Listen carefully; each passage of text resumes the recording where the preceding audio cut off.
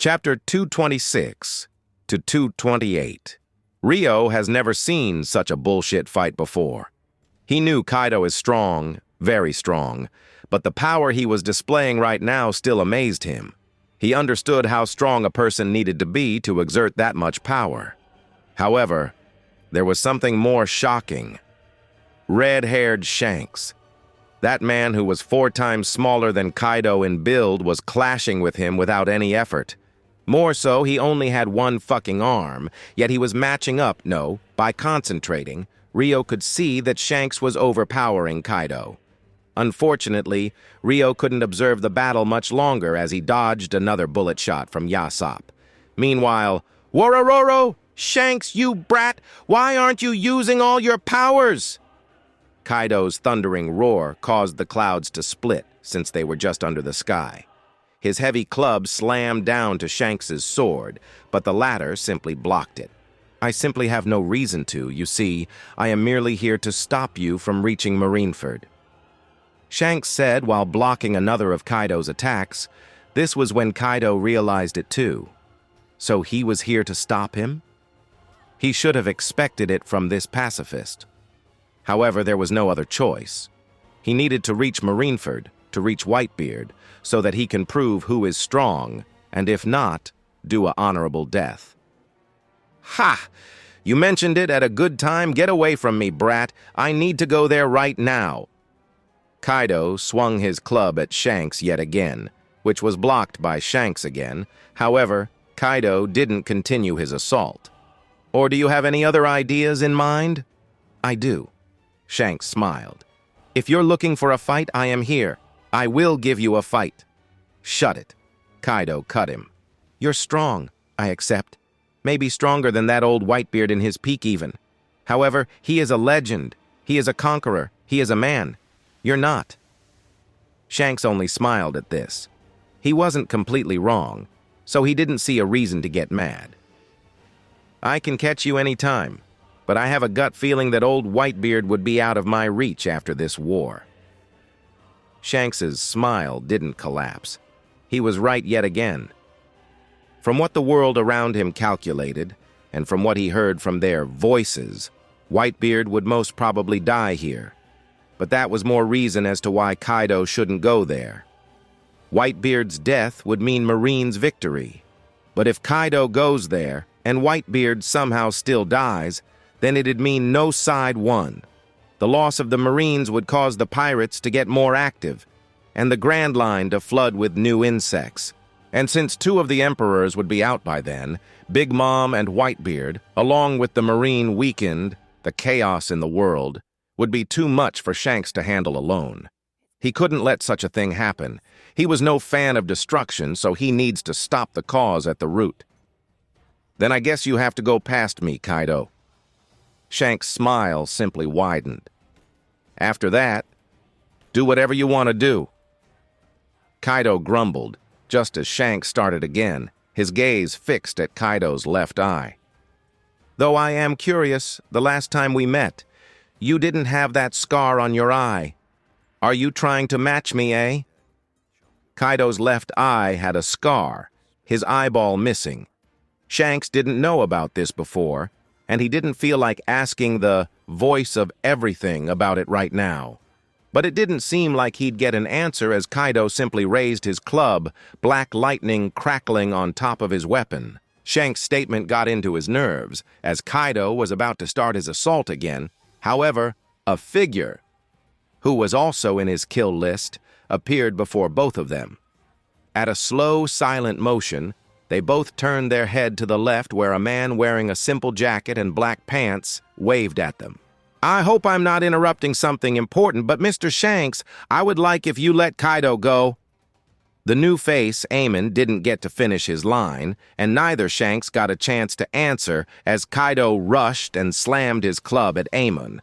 But by the time the club hit him, he had simply disappeared. "Ah, Mr. Kaido, what is this?" The man chuckled. "Did you just say you didn't have time for Shanks? Isn't it because of Whitebeard? Yet you got time for me? My, I had no idea that I was more important than Edward Newgate." Kaido turned behind him, where the voice had just talked, but he found no one. Yet he swung his club behind him. He knew where the brat went. However, a moment later, the same voice came from above him. "Ah, scary, I believe I am immune to observation haki. But you could still tell I would spawn behind you? Truly scary." Kaido wanted to attack again, but Amon simply kept blinking from one spot to another. "Let me finish what I have to say. Let me make a deal," he said. "I keep Shanks busy. You reach for Marineford, and then a month later I'd go to meet you by myself. You can attack me, tear me apart, or do whatever you wish then. How about this?" "Why should I agree?" Kaido grumbled. "Well, you have got no other choice if you don't want to miss out on the war. I heard it has begun already, and now if you waste your time on me and Shanks, by the time you reach there, the old man might have kicked the bucket." A thoughtful scowl appeared on Kaido's face before he growled and turned to King and Rio. "You two, finish them and follow me ASAP. We don't have time." He didn't say much and leapt in the air, transforming into a serpentine dragon. Shanks normally would have jumped in to stop, but he knew he'd have been blocked by the other guy present, so he didn't waste his strength. Amon smiled and nodded, and immediately flickered from one place to another, just as multiple, not all, but still a lot of members of red-haired pirates simply slumped to the ground, specifically the ones fighting Rio and King. "You two, please follow your master immediately." King's eyes glared at Amon while Rio simply shot him a glance, making sure to not look suspicious. Then they both leapt off as well, leaving Amon and Shanks on the battlefield. Shanks's eyes drifted to his knocked-out companions, Yasopp, Beckman, and some more. "They're fine," Amon said, smiling. "I don't want to antagonize you for such a small reason." Shanks understood that he'd still antagonize him if the reason is big. Shanks laughed softly. "Very admirable, however, you let Kaido go. How about you do the same for me?" Amon shook his head at this. "Unfortunately, I can't do that. You'd cause trouble in the war." "Ha." Shanks sighed. "Why are you doing this?" It was mostly a rhetorical question. He knew Amon benefited from the war. He knew he did this for his own advantages. There is more than one benefit, in fact. And he could read his mind, too. Shanks immediately used a trick he learned from Roger back in the day to block Amon's mind reading. The technique is, the user rages Conqueror's haki inside his head, blocking any kind of devil fruit and even observation haki from reading his mind. Normally, people would die because of the aggressive nature of Conqueror's haki. But Shanks's mastery over this black lightning isn't something to take lightly off. He can easily control it enough to make sure nothing gets damaged. Shanks tapped his finger on his sword as he decided on something. "Okay, I guess there is no other choice. I didn't want to clash with you yet, but I guess I have to for two reasons. One, I have to defeat you to reach Marineford, and two, I need to make sure you don't reach there yourself." Amon blinked at this as if surprised. "Oh my. You don't mind if my crew leaves, right?" After his shock vanished in thin air, Amon smirked. "I wouldn't suggest they go to Marineford, though. They'd get destroyed." "I guess you sent your crew there, huh? But don't worry, they won't go without me." Amon shrugged. "Fine, whatever. They can go. Not like they are a danger to begin with." Shanks nodded at this. He turned to his crew and motioned them to pick up the knocked unconscious guys and lead them to the ship that is thousands of feet under redline on the sea. Slowly but surely, after momentary hesitation, the crewmates left while Amon and Shanks waited. And finally, after a deep sigh, Shanks sheathed his sword. "You aren't going to sue your sword." Amon stopped talking as his acted up. He tried to teleport, then he tried to move away from his spot, sensing the attack. However, he could do neither. Something was wrong. Shanks vanished from his spot and appeared behind Amon, his single fist coated in the crackling Conqueror's haki. Amon's eyes widened for the first time in a while. He felt his jaws almost tearing apart, as if a truck hit him in the face.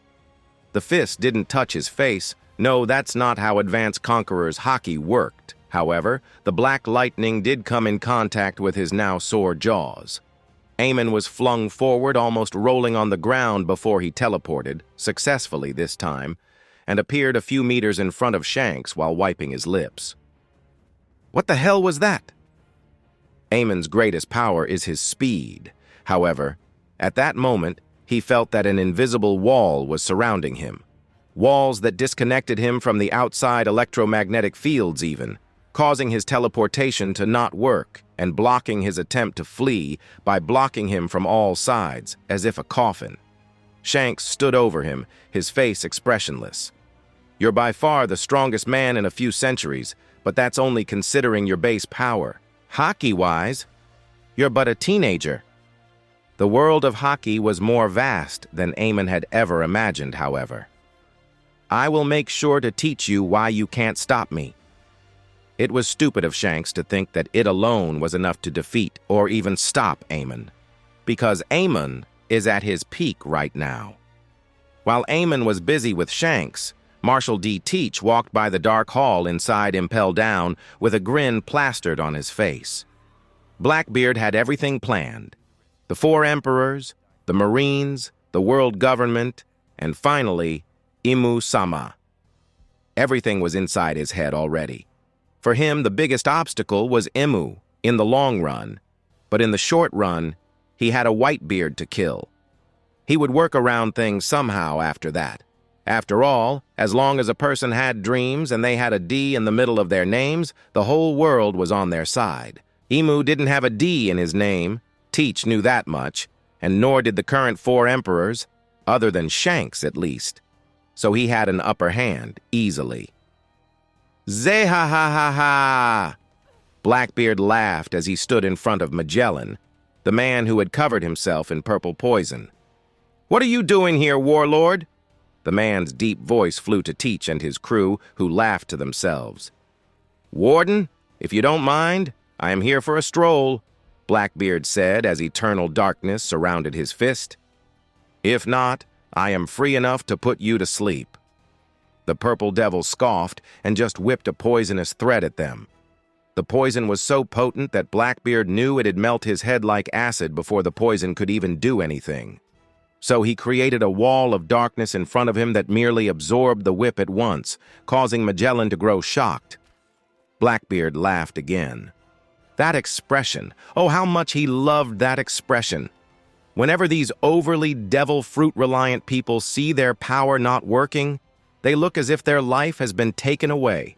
Such weakness. It made him laugh. Magellan wanted to continue with another new attack. A dragon made of poison, and Blackbeard was prepared to dodge it as well. However, a flash of lightning flickered inside the hall as they were momentarily blinded. By the time they regained their sight, the sound of whisper and murmur caused their ears to stifle as they realized the prisoners were scared. However, "Well, wait, the cell gate is open!" Multiple shouts similar to this sounded out around the hall. Immediately, someone had just opened all the cells at a lightning speed. Magellan turned his head from around to Blackbeard. You! Zeha! It was not me! He sweated. This ruins my plan too. Well, to a certain degree at least.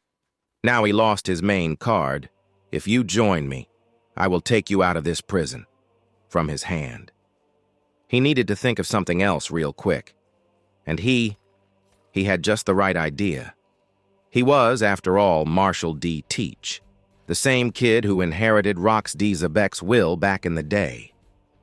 The Marines, Sengoku and Garp included, were all shocked when dozens of Whitebeard pirate ships popped up from the sea, coated in a bubble.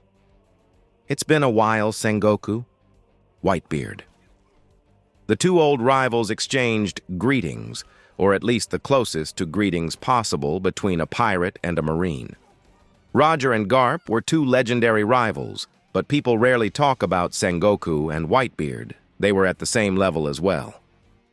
You better tell me my beloved son is all right, Gurarara, A unique laugh left his mouth, to which Sengoku clicked his tongue. This was too much. He knew this was a bat for Whitebeard. A part of him still hoped the old man would never come, because if he did, there won't be a headquarters for the Marines' help. Sengoku instinctively turned to Ace, who was chained in a wooden tower above. Whitebeard followed his gaze. "Ace! Pops!" Ace held back tears. "Why are you here?" At this, Whitebeard laughed again. "What else do you expect? A father can't leave his son behind, no matter what mistake he has made.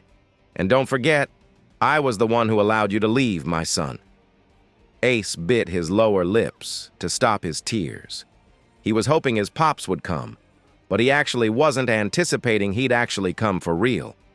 "That's enough, Ace. Don't give me that look," Whitebeard growled. "I will bring you down soon," Whitebeard said as the three admirals watched the scene from the seats placed above a high set of stairs. "He's so hideous, nah," Kizaru muttered to himself, while Aokiji and Akainu stared silently, just as Whitebeard clasped his palms into two fists and crouched down a little. He brought his curled-up fists in front of his chest as Akainu frowned. Just then, Whitebeard threw his fists backwards, spreading his arms like an eagle, as his fists came to a stop, meeting with the space. Crack! It was shocking. No, it was amazing how cracks appeared in the air as if it was a broken mirror. The space twisted around the Marineford, everyone's eyes focusing on Whitebeard, just as the sky crumbled down. Boom! With a large sound of destruction, the sea touched the sky, and the sky fell to the ground. Everything shook and turned the other way around like a tsunami the size of a city leapt over the Marineford. Nobody had to warn Aokiji about anything, as he simply jumped forward in a swift but fast motion.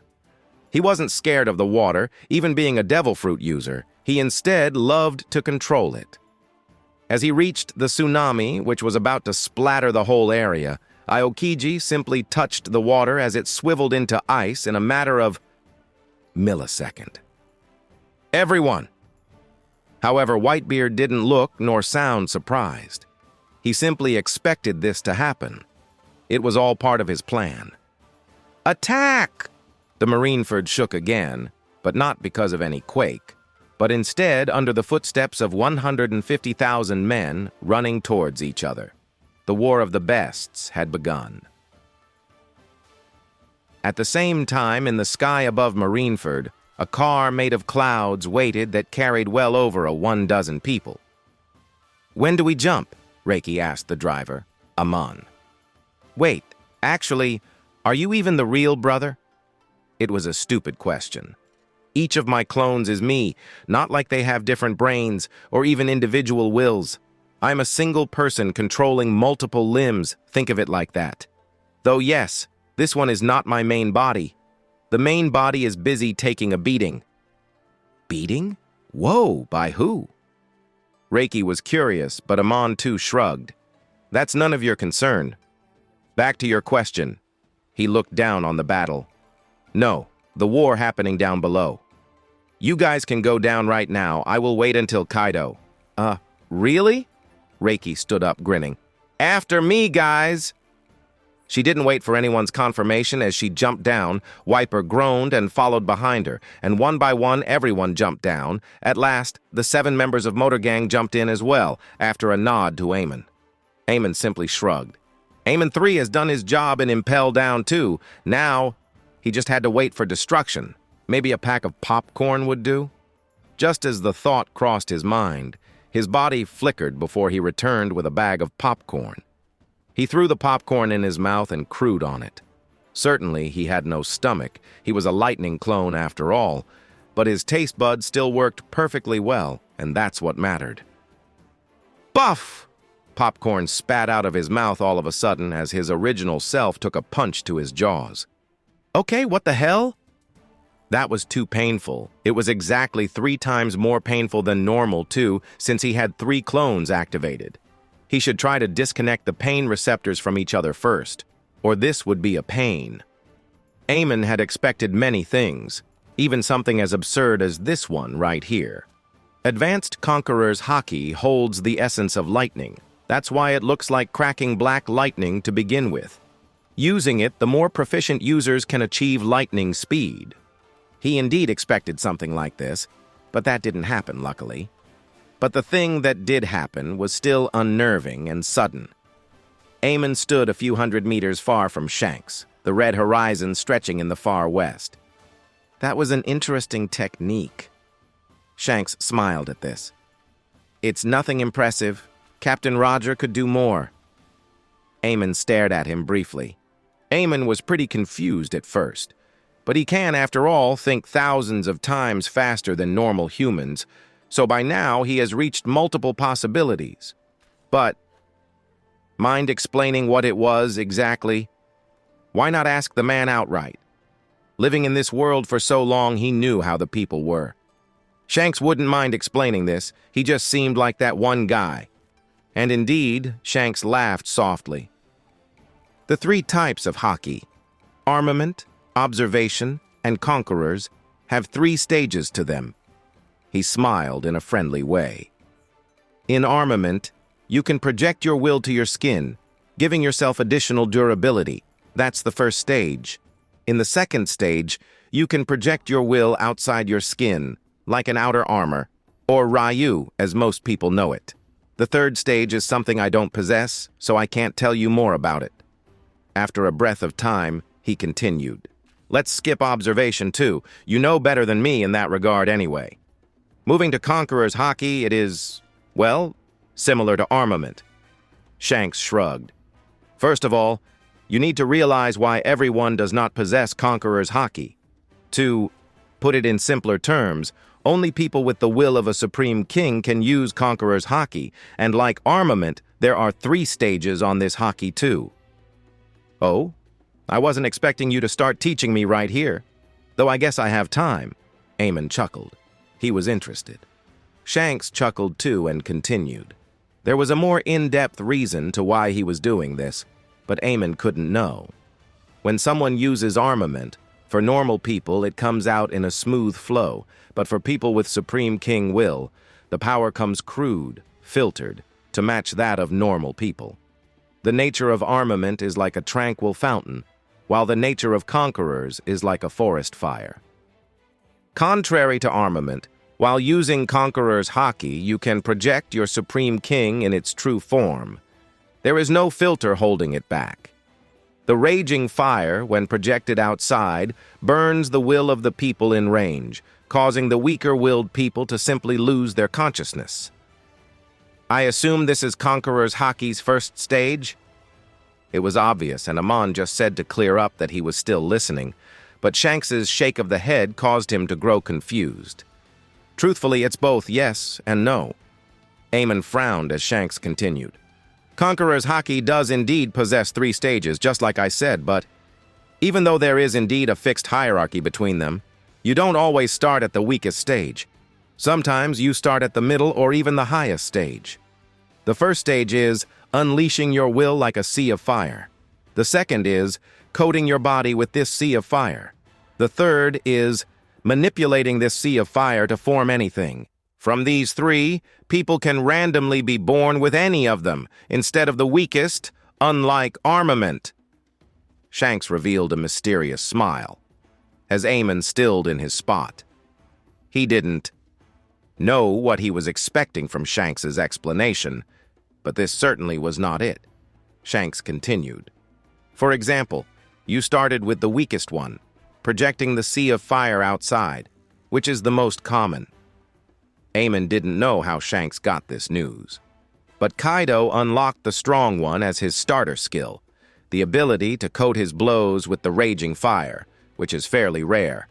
Finally, I started with the strongest, the ability to manipulate and form anything with the raging fire, which is the least common, and I only know 3 people with this power alive right now. The first 2 he was familiar with, but the third one caused Amon to remember Zoro's Asura technique.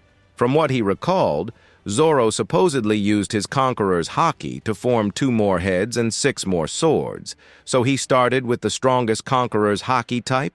This was almost like those affinity thingies from cultivation novels. On second thought, he recalled Rocky had a similar technique to Zoro as well. She used it against Tesoro back in the day. Fuck. And here he was having fun teasing her. Shanks also didn't need to explain that even if someone started with any of the skills, that someone can always gain the two other ones by training, though they'd surely be less strong than a person who started on that path. There are anomalies, Shanks suddenly said. For example, Monkey D. Garp has a supreme will, but he can't use Conqueror's Haki for reasons I am not aware of. However, he can use his supreme will on his armament, which creates an almost similar effect to Conqueror's coating, though he even has some other benefits. Anyway, we are getting off topic. Shanks raised a finger, visible reddish-purple Haki slowly gathering on its tips. It imitated the Hakai energy from DBZ. Almost. This is what I started with. The ability to manipulate the raging fire. Here, you can project your supreme Haki outside your body and can even give it any color. Most importantly, the ball slowly twisted, forming a square box. You can create any construct as long as your imagination allows you to, and the more proficient you are, the more durable the construct is. It was when a purple, half-transparent square box, similar to the one on Shanks's fingertips, suddenly visualized around Amon, trapping him inside. That's how I stopped your movements before. I made an invisible box around you, causing you to become disconnected from the outside world. Now this was the bullshit he was talking about. That's not how Haki is supposed to work. This is basically Green Lantern shit. On second thought, didn't Green Lanterns use their wills too? Fuck, apparently Oda took inspiration from that. And I knew nothing of this. Ha! I wonder how strong Roger or Zebek was. Though I shouldn't worry about the past, I still have Emu to worry about. I am barely concerned about Shanks. He is, well, strong, but I am not just a kid either. This power might be new to me, and I might not be skilled enough to use it yet, but I have time. Then let's continue where we left. Shanks had explained enough as he dashed at me, invisible to the eyes of normal people, maybe even Yonko Commander's eyes, but I could see him move. I could see him jump down to his atoms. There is a reason why Shanks said I knew more about observation than him. Shanks blitzed behind me, his single hand phasing through his Haki construct that I couldn't phase through, meaning the creator of the construct can phase through them at will, and punched towards me. However, I entered my top speed, in the ever-so-familiar slow world. I simply clad my fingertips with my Goro Goro's electricity and Conqueror Haki's crackling backlighting, giving it a mix, making it stronger than it should be since both are lighting, even if one is spiritual and one is real. If I can't use my lighting to hurt it, I would use my own Conqueror's Haki. It's like using a thorn to remove a thorn. I simply jabbed my finger on the wall in front of me just while Shanks' fist kept coming towards me. He was fast, probably as fast as the Kizaru who I fought years ago, but I was faster. My finger simply hit the wall without creating a hole, unlike how I was expecting, but a dent did appear, so I continued thrusting my finger on the wall before a small hole was created on the fourth thrust. I simply transformed into my Logia form and phased through the hole at lightning speed. I don't want to fight this man, not because I am scared, but because I have better things to do. Focusing on this battle would get my sins killed. After all, they are against all three factions present there: Whitebeard pirates, Marines, and Beasts pirates. I can't leave them to die, so I have to go. Bzzzt! I delicately made a sound.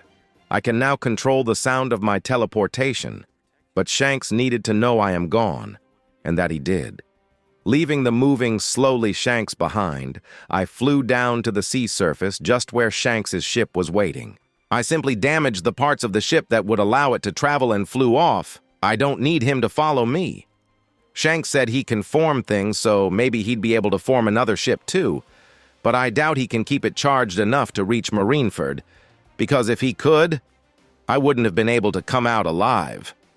Psst. His punch went through nothing as Shanks frowned and stopped. Looking around, he couldn't find Amon at all.